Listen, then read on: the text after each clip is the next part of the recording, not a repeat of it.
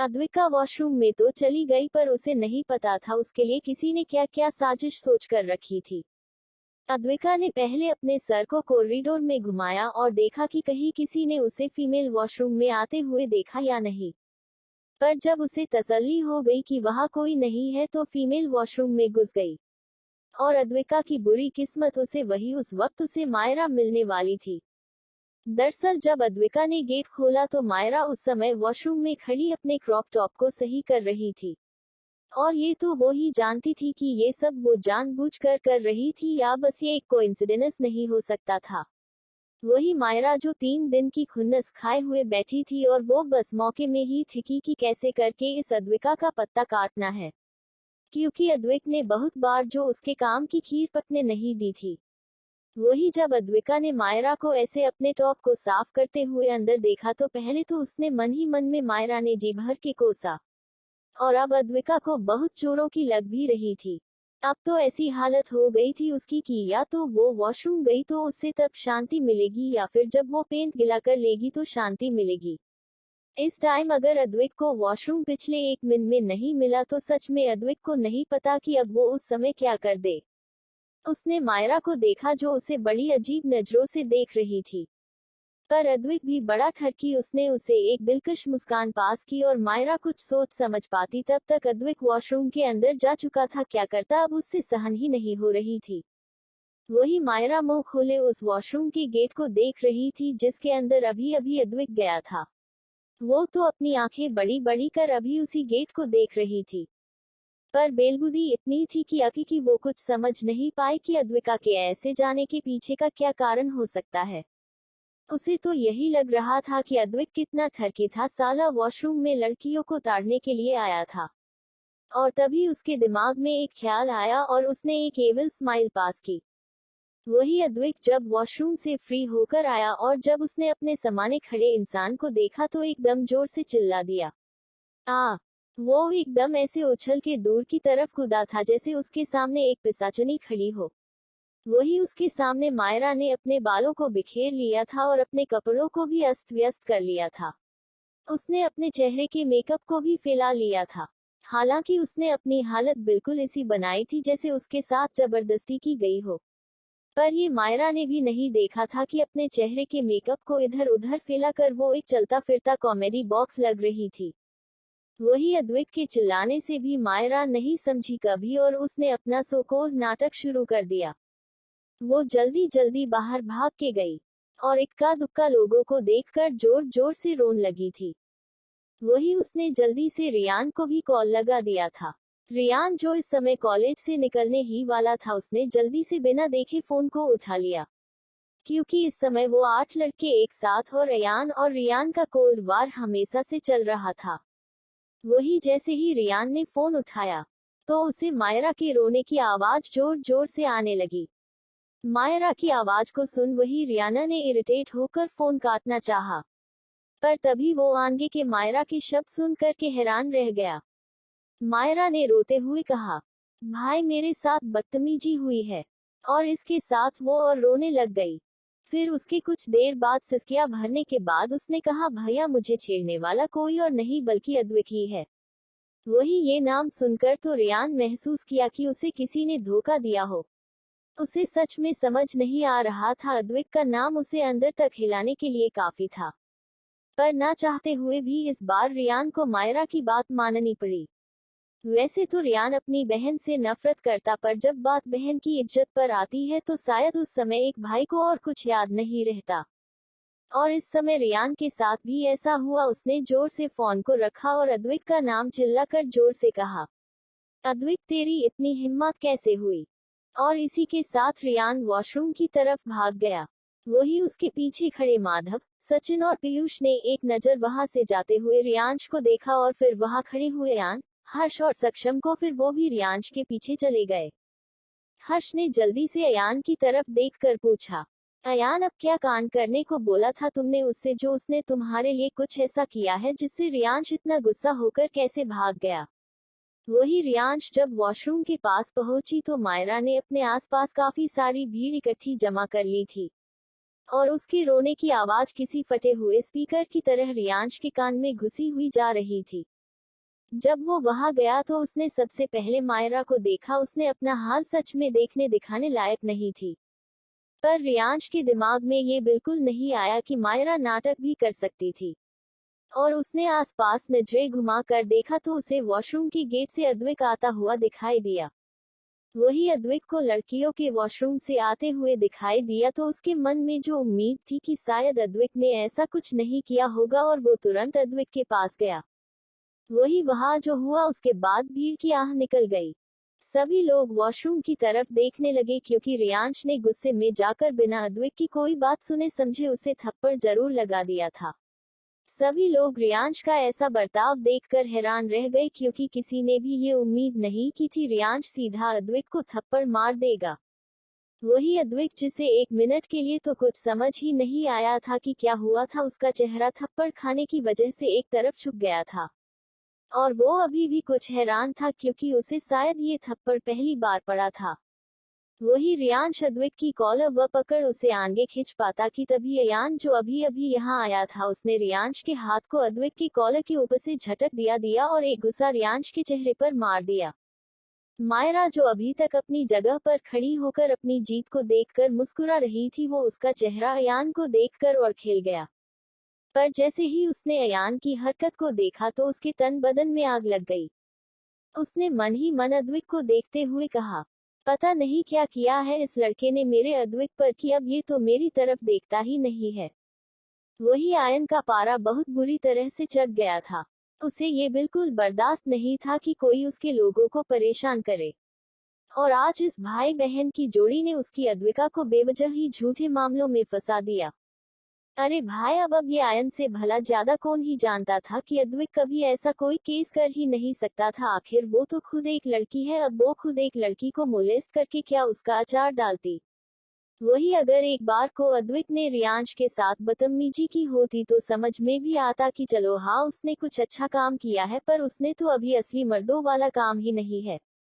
वही फिर उसने एक नजर उन तीनों से थोड़ी दूर खड़ी इस हो रहे ड्रामे की नायिका, अरे नहीं नहीं मतलब पूरे ड्रामे की वन एंड ओनली वन चुड़ैल को देखा। वही अयान का लुक इतना खतरनाक था कि मायरा को आज उसमें अपनी मौत ही नजदीक नजर आ रही थी। वही अभी तक सक्षम और हर्ष ने बाकी के स्टूडेंट्स कर भगा दिया था। अब रियांश ने गुस्से में अयान को देखा और कहा, क्या बात है मिस्टर आयन, बड़ी यारी निभाई जा रही है, जबकि तुम अपनी आंखों से नहीं देख सकते कि इस लड़के ने मेरी बहन के साथ क्या किया है। वही अयान ने पेशेंटाली उसकी पूरी बात सुनी, फिर उसकी शकल को देखा जो सच में गुस्से में लाल थी, पर फिर उसे देखकर जोर जोर से हंसने लगा। अयान का ऐसे हंसना रियांश के गुस्से को और भड़का रहा था, पर अयान तो अयान था। उसने अपना सर ऊपर उठाया और एक नजर मायरा को देखा और फिर हंसते हुए कहा, अच्छा क्या तुम्हारी बहन कोई हूर की परी है? डायन जैसी शकल को लेकर तो डोलती है, कोई दिल का मरीज तो इसे खुलेआम सड़क पर भी ना देख पाए। इससे अच्छा तो वो जाकर कीचड़ के नाले को देख ले। इस जो भी नाम है तेरी सुकोल्ड बहन का, वैसे सच बता एक्टिंग बड़ी ही थर्ड क्लास करती है। अगर दत्त फैमिली पर पैसों की कमी आ गई हो तो पैसे मुझसे ले लेना, पर यार कम से कम सो तो मजेदार करके आती। बस चुड़ैल के मेकअप को इसने और ही ज्यादा भयानक बना दिया है कि पूरी की पूरी अब पिशाचानी लग रही है, जो लोगों के खून के साथ साथ उनकी बुद्धि को भी पी जाती होगी। वही मायरा को अब नॉनस्टॉप अयान के मुंह से अपनी बेइज्जती सुनकर के ना अब ऐसा लग रहा था कि किसी ने उसे बड़ी जोर का नारियल के पेड़ से धक्का दे दिया हो। वही अयान की बातों से अब तक अद्विक भी नॉर्मल हो चुका था। उसने बहुत ही गुस्से में अयान को घूर करके देखा, पर आज तो उसकी आंखों से अलग ही लावा बरस रहा था, और इसकी गर्मी में शायद रियांश जलकर राख होगा तो जरूर, पर अभी अद्विक की आंखों को अपने सामने बदबूदार चीज नहीं सही जा रही थी। वो अपनी लाल आंखों के साथ मायरा की तरफ चलेट हुए गया। वही मायरा जो पहले ही किसी चुड़ैल से कम नहीं लग रही थी, अब उसका चेहरा काला पड़ने लग गया था, और वो मदद भरी नजरों से अपने भाई को देखने लगी जो शायद अभी तक आयन के साथ घूरने में बिजी था। वही अद्विक जाकर मायरा के पास जाकर खड़ा हो गया और उसकी आंखें जो एकदम लाल थी वो अब नॉर्मल हो गई।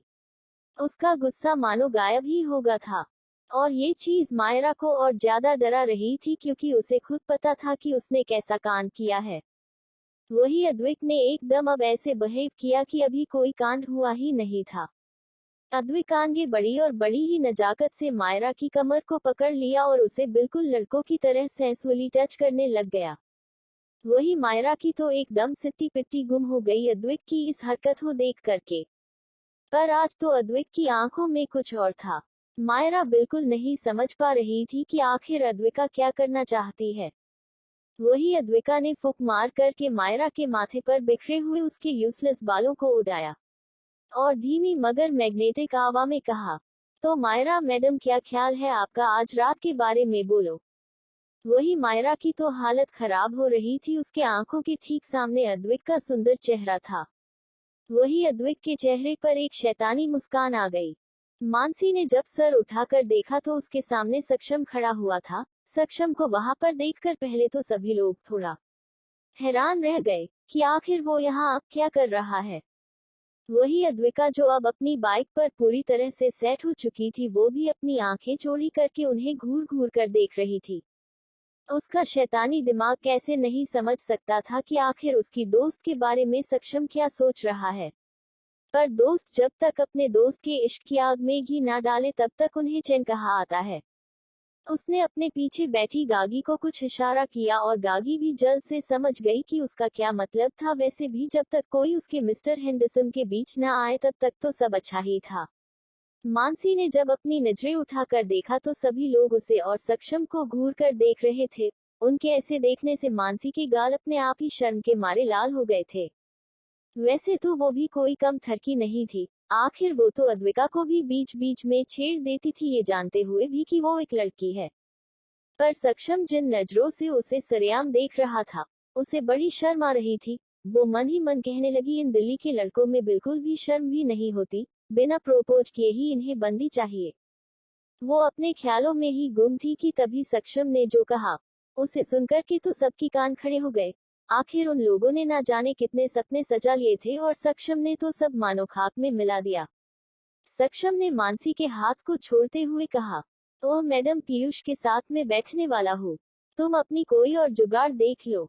और उसे अपने एक हाथ से साइड करके पीयूष की बाइक पर बैठ गया। ये सुनकर मासी का जो चेहरा गुस्से से लाल हुआ, उसकी तो कहने ही क्या। सक्षम ने उसे आसमान में चढ़ाकर फिर जमीन पर नीचे पटक दिया था। वो गुस्से में सक्षम को घूरने लगी और फिर उसने सामने उन्हीं सबको देखा जिनकी आंखें जो पहले शोक में थी और अब हंसी के मारे बंद हो चुकी थी। मानसी की भी इन सभी लोगों से अब काफी अच्छी बॉन्डिंग हो गई थी और दोस्तों की बॉन्डिंग तो मुसीबत से ज्यादा मजाक उड़ाने में दिखती है। मानसी का भले ही मजाक उड़ चुका था, पर अद्विका को तो ये फाइनल हो चुका था कि सक्षम उसे पसंद करता है। उसके अंदर भी मानो हर्ष की आत्मा आ गई थी, जिसे अब सक्षम और मासी को सेट कराना ही था। क्या यहाँ कोई है जो दिमाग से काम लेता है, या सब चलते फिरते कार्टून है। मानसी के उतरे हुए चेहरे को देखकर अद्विका अपनी बाइक से उतरी। उसने पहले एक नजर अयान पर डाली, जो शायद तब से उसे ही कंटिन्यूअसली देख रहा था। अयान ने अद्विका को देखकर अपनी एक आंख को विंक किया, जैसे वो उससे कह रहा हो, स्वीट हार्ट, मुझे पता है तुम क्या करना चाहती हो। वही आयन की ये हरकत देख जिस स्पीड से अद्विका ने अयान से अपना चेहरा घुमाया, उसे देखकर तो अयान के चेहरे पे एक लंबी विनिंग मुस्कान आ गई। वही अद्विका मन में सोचने लगी, ये लड़का किस एंगल से एक बड़े घर का लड़का लगता। हरकतें तो इसकी दिन पर दिन छपरियों जैसी होती जा रही है। अद्विका तुरंत मानसी के पास गई और सक्षम को जलाने के लिए उसने बड़े प्यार से मानसी का हाथ पकड़ा और एक लड़के की मैग्नेटिक वॉइस में कहा, अरे डार्लिंग, तुम उदास क्यों हो रही हो। तुम्हारा ये बीएफ हमेशा तुम्हारे साथ है ना। चलो आज मैं अपनी इस मानसी को एक लॉन्ग ड्राइव पर लेकर जाता हूँ। अद्विका के ये शब्द सुनकर मानसी ने उसकी तरफ बिल्कुल एक पप्पी की तरह देखा, जैसे पूछ रही हो कि क्या तुमने सही कहा। वही अद्विका ने ये जो पटाखा जलाया था, उसकी जलन 4 लोगों के सीने में लग रही थी। बस धुआं निकलने की ही देरी रह गई थी। सक्षम गुस्से में मानसी और अद्विका के हाथ को देख रहा था जो उसने पकड़ा था। आखिर उसे क्या पता था कि अद्विका एक लड़की है। वही अयान तो अल्ट्रा प्रो था, उसे ये जानकर भी कि दोनों लड़कियां हैं। वो तो गुस्से में डार्लिंग शब्द को दोहराए जा रहा था। आखिर इसने कभी मुझे कभी इतने प्यार से नहीं बुलाया। आखिर मुझ में क्या खराबी है। तो वही गागी भी क्या कम थी, वो भी गुस्से से मानसी को गुरु रही थी। और इन तीनों के अलावा जो शायद सबसे ज्यादा दुखी था वो था हर्ष। उसे ऐसा लग रहा था जैसे उसकी दुनिया ही लौटपोट हो गई।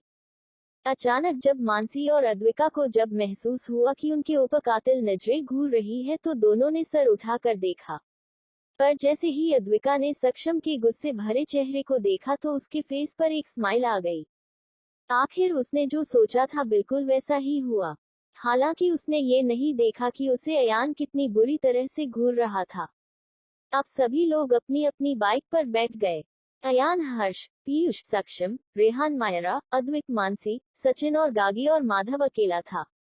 इन 6 लोगों ने बाइक स्टार्ट की और देखते ही देखते ये 6 बाइक दिल्ली की खाली सड़कों पर एक अलग ही शोर कर रही थी। तभी अचानक सचिन के दिमाग क्या आया, उसने से चिल्लाकर कहा, बोलो जय श्री राम, हनुमान जी की जय।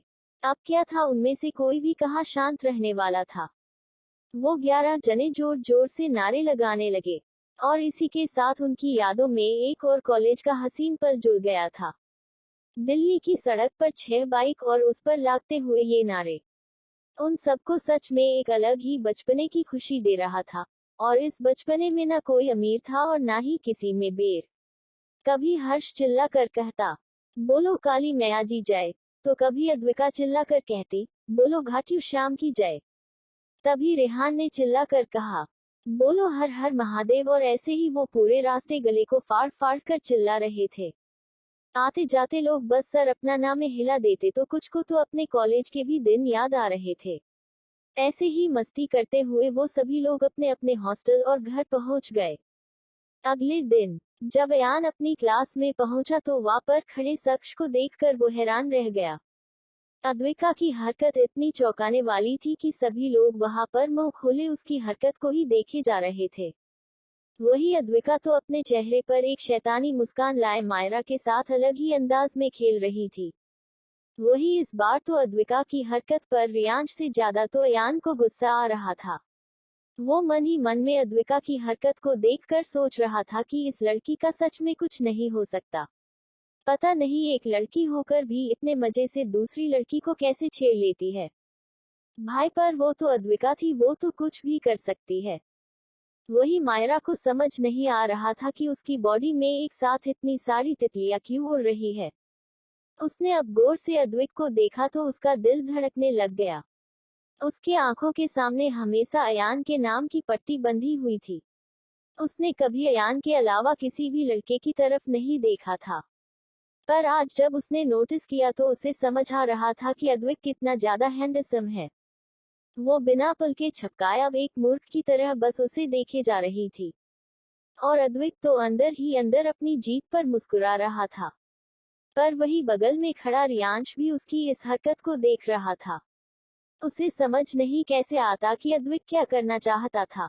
और अभी अभी तो वैसे भी उसने आंख बंद करके अपनी पागल बहन की बातों को सुना था।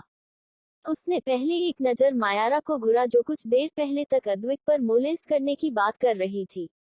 और अब बड़े ही शान से कैसे अद्विक की आंखों में डूबी हुई थी। वही मायरा के दिमाग में इस समय पुरानी बीती सारी बातें ऐसे फिसली थी जैसे कि हाथ से रेत। अब तो उसके दिल और दिमाग में सिर्फ और सिर्फ अद्विक का ही सुरूर दिख रहा था। ये सब अब वहां खड़ा रियांश और बर्दाश्त नहीं कर पा रहा था। उसे ऐसा लग रहा था कि जैसे उसके साथ खेला गया हो। पर अभी रियांश को भी क्या पता था कि अद्विका को थप्पड़ मारने का उसका अंजाम क्या होने वाला है। रियांश आगे बढ़कर अद्विक को मायरा से दूर करने ही वाला था कि इस बार रियांश अद्विक को छू भी पाता उससे पहले ही अद्विक ने बैकफ्लिप से अपने पैर को अड़ा दिया। और रियांश, जिसे अद्विक के इस मूव का बिल्कुल भी अंजा नहीं था, वो सीधा जमीन पर मुंह के बल गिरा। अद्विक ने टेढ़ी नजर से रियांश को देखा। उसे आज रियांश पर बहुत गुस्सा आ रहा था। आखिर उसकी हिम्मत भी कैसे हुई थी उसे थप्पड़ मारने की। वही मायरा जो पता नहीं अभी तक कोई दूसरी ही दुनिया में थी। अचानक से उसे होश आया और फिर उसने अद्विक के पीछे खड़े अयान दिखा। और उसे अपना पुराना जुनून फिर याद आ गया था। वो गुस्से से अद्विक की तरफ बढ़ी और रियांश को ऐसे नीचे गिराने के लिए उस पर इल्जाम लगाने लगी। अद्विक, तुम्हारी हिम्मत भी कैसे हुई मेरे भाई को ऐसे गिराने की। वही अद्विका अब इन दोनों भाई बहनों को और टोलरेट नहीं कर सकती थी, उसे उन दोनों का नाटक जल्दी ही खत्म करना था। वही अब तक रियांश भी खड़ा हो चुका था और अब वो गुस्से से दंदनाता हुआ अद्विक के पास बढ़ा और उसकी बाजू को कस के पकड़ते हुए चिल्लाते हुए कहा, अद्विक तुम अपने आप को समझते क्या हो? तुम्हें पता है तुमने मायरा दत्त को मोलेस्ट करने की जुर्रत की है, और तुम्हें इतना भी पता है कि अब मैं तुम्हारे साथ क्या कर सकता हूँ। वही रियांश का इतना लंबी चौड़ी धमकी सुन कर के भी अद्विका को कुछ खासा फर्क तो नहीं पड़ा, हाँ, पर वो रियांश के सामने ही हंसने लगी थी। वही अद्विक की मुस्कुराहट रियांश के जले पर जैसे नमक का काम कर रही थी। अद्विक साफ साफ उसकी बेइज्जती कर रहा था, हंसकर कि चाहे तुम जो करना चाहते हो कर लो, पर मेरा कुछ नहीं बिगाड़ सकते। और अद्विक ने एक चिढ़ाती मुस्कान के साथ रियांश के पास जाकर कहा, रियांश तुम ना अपने पैरों में कभी चोट मत लगने देना, वरना तुम्हें बड़ी परेशानी होगी। वही रियांश अब असमंजस में अद्विक को देखने लगा, जो पता नहीं बिना टॉपिक के बात को कहाँ ले जा रहा था। वो कंफ्यूजन में उसे देख ही रहा था कि अद्विक ने बड़ी स्टाइल से कहा, वो क्या है ना, तुम्हारा बचा कुचा दिमाग तुम्हारे पैरों में है, तो अगर पैर में गलती से लग गई तो तुम्हारे ना के बराबर दिमाग है ना, वो भी खराब हो जाएगा। अद्विका ने इतना ही कहा था कि अब तक शांत खड़ा अयान जोर जोर से हंसने लगा। सच में अद्विक बातों में क्या बेइज्जती मारती थी। वही रियांश का चेहरा गुस्से से लाल हो गया था। उसने चिल्लाते हुए कहा, अद्विक तुम्हारी हिम्मत कैसे हुई मेरे बारे में ऐसे बोलने की? उसकी बात पर अद्विक ने फट से कहा, मुंह से। वही मायरा को तो ये समझ नहीं आ रहा था कि यहाँ हो क्या रहा है। उसने तो ये नाटक इसलिए खेला था जिससे अद्विक मॉलेस्टेशन के केस में बुरा फंस जाए, पर यहाँ तो उसके सो कॉल्ड भाई की ही बड़ी बेइज्जती हो रही थी।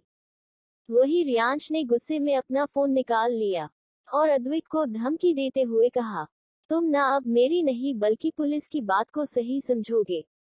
और इसी के साथ रियांश ने पुलिस के नाम को डायल करना शुरू कर दिया।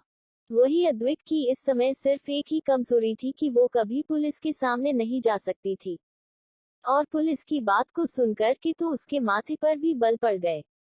वही अयान ने भी ये नोटिस कर लिया था, अब उसे लग रहा था कि अद्विक सब खुद नहीं संभाल पाएगी, और उसे भी इतना समझ आता था कि अगर अद्विका अपनी पहचान छुपा कर रह रही है तो कोई बात तो जरूर होगी ही।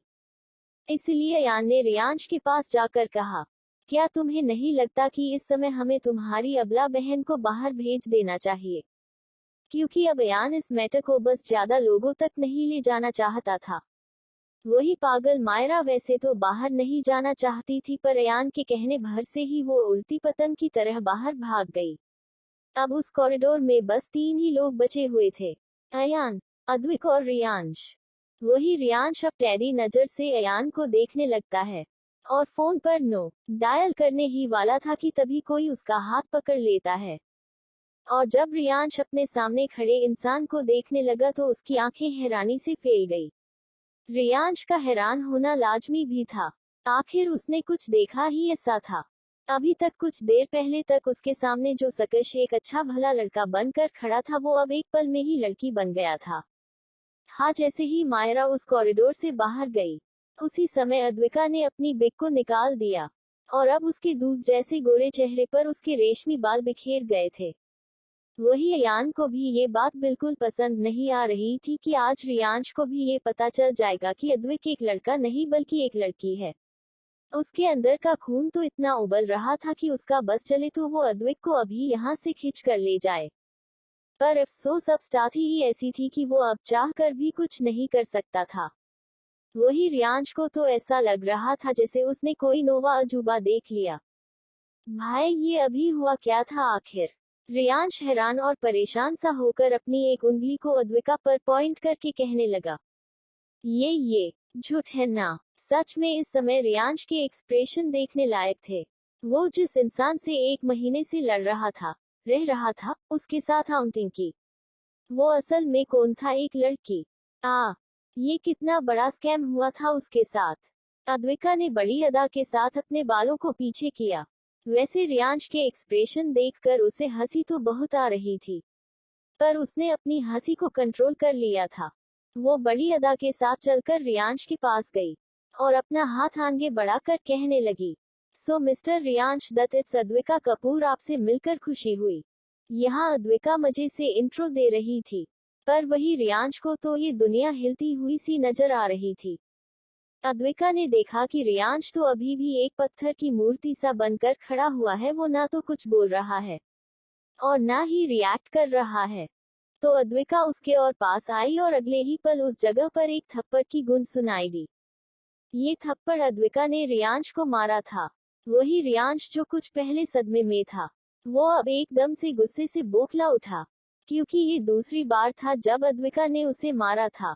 रियांश अब सब कुछ भूलकर गुस्से में पीछे से उसके बालों को पकड़कर चिल्लाने लगा, तुम्हारी हिम्मत भी कैसे हुई मुझे थप्पड़ मारने की। वही आयन ने जब देखा कि रियांश अब अपने कंट्रोल में नहीं है, तो वो आगे बढ़ा और उसने एक मुक्का जड़कर उसे अद्विका से छुड़वाया। वही अद्विका को जब महसूस हुआ कि उसके बाल छूट चुके हैं, तो वो गुस्से से रियांश को देखने लग गई। वही अयान अब बेलगाम होकर रियांश को पिटते जा रहा था। साले, तू जब अपनी उस बंदरिया बहन व बात को सुनकर अद्विका पर बेवजह थप्पड़ मार सकता है, तो वो क्यों नहीं मार सकती? बता मेरे को। और अब ये बता कि अब हुआ यकीन कि तेरी उस चुड़ैल जैसी बहन को अद्विका छेड़ना तो दूर की बात घुरेगी भी नहीं। आखिर है ही क्या उस सुपरखा में?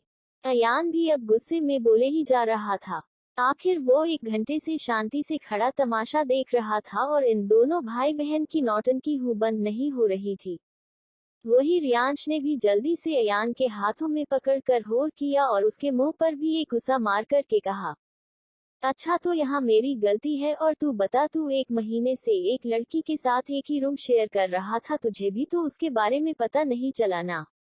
वही उसकी बात को सुन आयन ने बड़ी स्टाइल से अपने बालों में हाथों को फेर कर कहा, ये तेरी गलत फहमी है बेबुदी इंसान, मुझे शुरू से पता था कि अद्विक एक लड़का नहीं बल्कि लड़की है। वही अब रियांश उन दोनों रूम पार्टनर को देख रहा था जो सच में कैसे सीक्रेट को हाइड करे हुए थे। और तभी रियांश को वो लेक वाली लड़की याद आई। अब तो साफ था कि अचानक उस सुनसान जगह में लड़की कहाँ से पैदा हो गई थी। वही अद्विक उन दोनों को देखने लगी, जहां उसे इग्नोर कर वो दोनों आपस में ही लड़ने लग गए थे। मतलब सच में उन दोनों को हमेशा एक दूसरे से लड़ने का बहाना ही चाहिए होता था। अब रियांश और अयान खड़े हुए, पहले तो उन्होंने एक दूसरे को गुस्से से घूरा। वही अद्विका अब रियांश से कुछ कहना चाहती थी कि तभी अयान ने रियांश के कंधे पर हाथ रख कर कहा, आज की बात बाहर नहीं जानी चाहिए वरना। और अयान ने इशारे में ही उसे एक वार्निंग लुक दे दिया था। वही अद्विका को तो ये समझ नहीं आ रहा था कि आखिर अयान और रियांश की बॉन्डिंग कैसी है। कभी तो वो दोनों एक दूसरे के ऊपर तलवार लेकर खड़े हो जाते हैं, तो कभी लगता है कि वो दोनों एक दूसरे को दूसरे से बेहतर जानते हैं।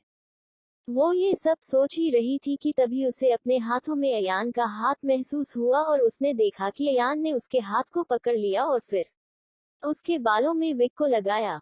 अयान ये सारे काम बड़े प्यार से कर रहा था, जिससे अद्विका को बालों में चोट न लग जाए। वही अयान का ये जेस्चर कहीं ना कहीं अद्विका के दिल को छू तो जाता था। अयान ने अब पूरी तरह से अद्विका के बालों को सेट कर दिया था और उसने एक बार फिर रियांश की तरफ घूर करके देखा, जो अभी भी उन दोनों को देख रहा था। वही अयान अद्विका को पकड़ करके बाहर ले गया। बाहर मायरा खड़ी हुई थी, इस इंतजार में कि जल्दी से जल्दी उसे पता चले कि आखिर अंदर चल क्या रहा है। पर अयान ने सबको पूरी तरह इग्नोर किया और अद्विका को लेकर वहां से अपने हॉस्टल रूम की तरफ चला गया। पर अंदर खड़ा रियांश तो इस समय खुद से ही लड़ रहा था, क्योंकि उसके आंखों के सामने बार बार अद्विका के चेहरे पर बिखरे हुए बालों वाला चेहरा आ रहा था।